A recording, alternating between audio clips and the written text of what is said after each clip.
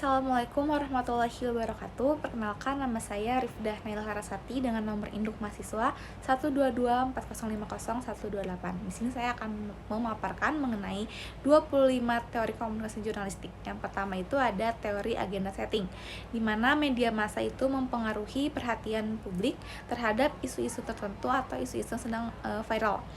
Sebagai contoh itu adanya pemberitaan intensif terkait perubahan iklim Indonesia, itu akan membuat masyarakat lebih sadar dan juga peduli terhadap pentingnya lingkungan hidup.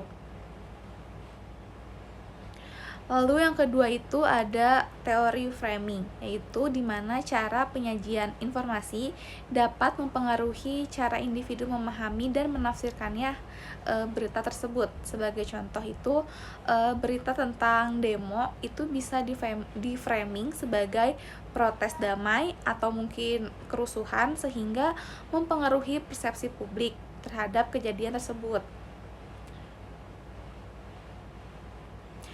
Lalu yang ketiga itu ada teori difusi inovasi, yaitu sebuah inovasi baru yang tersebar dalam masyarakat melalui saluran-saluran komunikasi.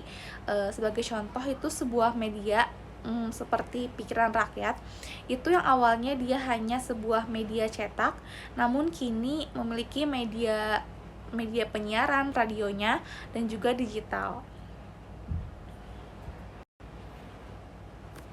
Selanjutnya itu yang keempat ada teori fenomenologi, yaitu metode untuk mempelajari bagaimana individu merasakan pengalaman dan juga memberikan makna.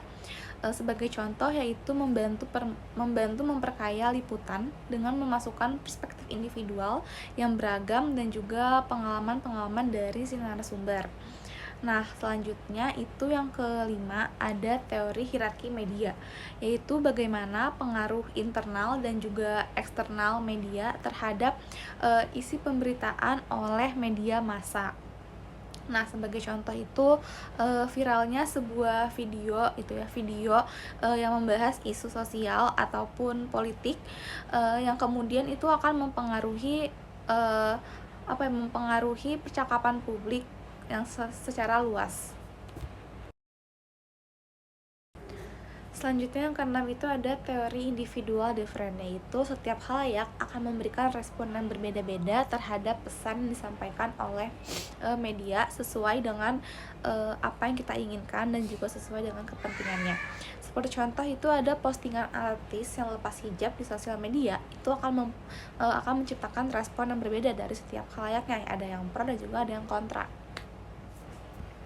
Selanjutnya yang ketujuh itu ada teori penerimaan aktif. Jadi media ini menyampaikan pesan yang ingin disampaikan oleh si penciptanya, sehingga pesan-pesan tersebut dapat diterima oleh masyarakat.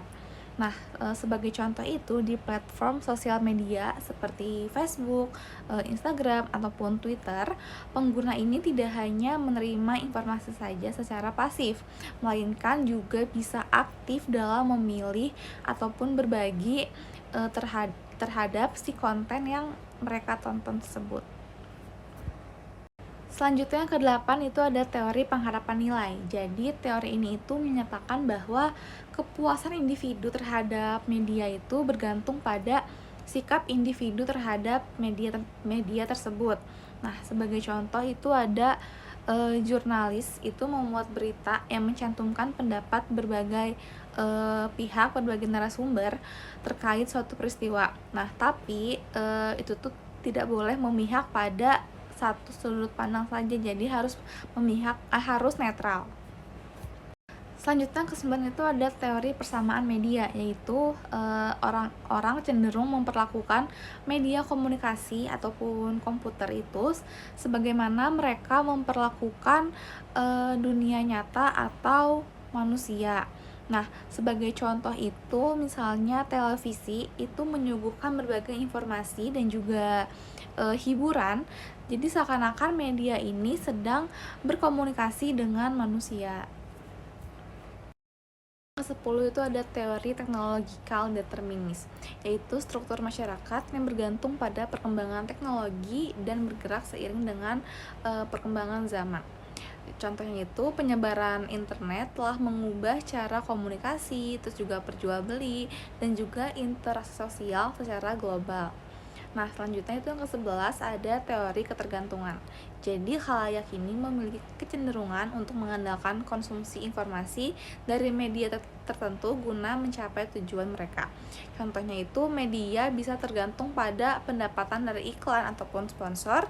Jadi, hal ini tuh mempengaruhi kecenderungan media dalam memilih topik, framing berita, dan juga pemberitaan terhadap pihak-pihak tertentu.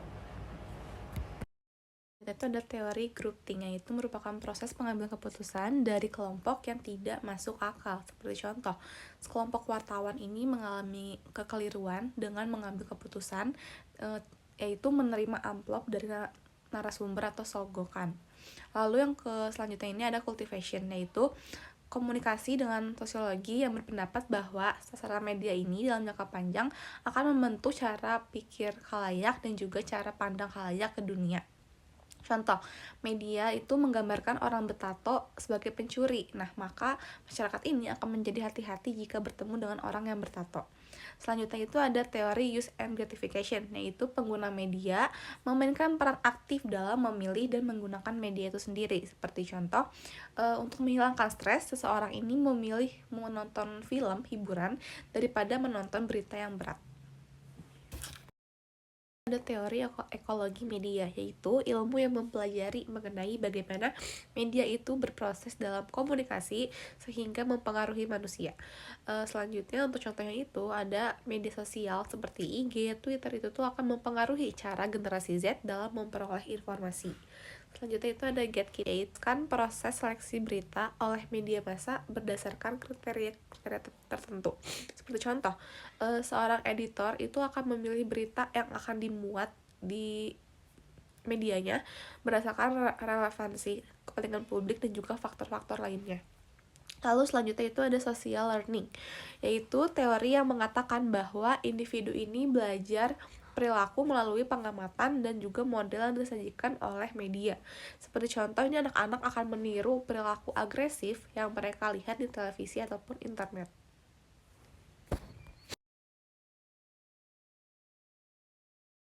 Itu ada critical theory, yaitu teori yang mengevaluasi peran media dalam masyarakat dengan fokus pada keadilan, sosial, kekuasaan, dan juga struktur kekuatan. Seperti contoh, analisis kritis terhadap representasi media terhadap kelompok minoritas ataupun isu-isu yang terpinggirkan. Nah, selanjutnya itu ada juga civic journalism, yaitu pendekatan jurnalistik yang menekankan keterlibatan aktif masyarakat dalam proses peliputan dan juga pembuatan keputusan redaksi. Seperti contoh itu forum pembaca dalam media lokal untuk meningkatkan partisipasi publik dalam pemberitaan. Selanjutnya itu ada semiotics and media theory, yaitu teori yang mengkaji penggunaan tanda-tanda dan juga simbol dalam media untuk mengkomunikasikan makna. Seperti contoh itu adanya analisis tentang bagaimana gambar, suara, kata itu digunakan untuk membentuk pesan dalam iklan ataupun film. Selanjutnya ada teori efek terbatas, yaitu media massa memiliki pengaruh yang terbatas terhadap sikap dan juga perilaku individu.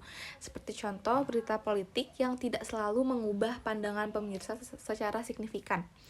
Selanjutnya itu ada teori penanggulangan krisis, yaitu media massa itu dapat mempengaruhi persepsi publik terhadap krisis dengan cara menyajikan informasi yang dapat mempengaruhi masyarakat. Dan seperti contohnya itu pemberitaan yang tidak seimbang tentang pandemi COVID-19 dapat meningkatkan ketakutan publik dan juga kepanikan yang seharusnya tidak perlu.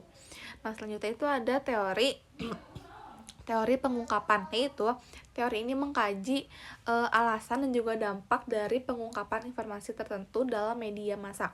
Seperti contoh keputusan media untuk mengungkapkan skandal politik untuk memenuhi kepentingan publik. Selanjutnya itu ada teori persuasi, yaitu teori yang membahas strategi komunikasi yang digunakan media untuk mempengaruhi sikap, keyakinan, perilaku masyarakat. Seperti contoh itu iklan politik yang dirancang untuk mengubah pendapat pemilih tentang seorang kandidat. Sekian yang dapat saya sampaikan, kurang lebihnya mohon maaf. Wassalamualaikum warahmatullahi wabarakatuh.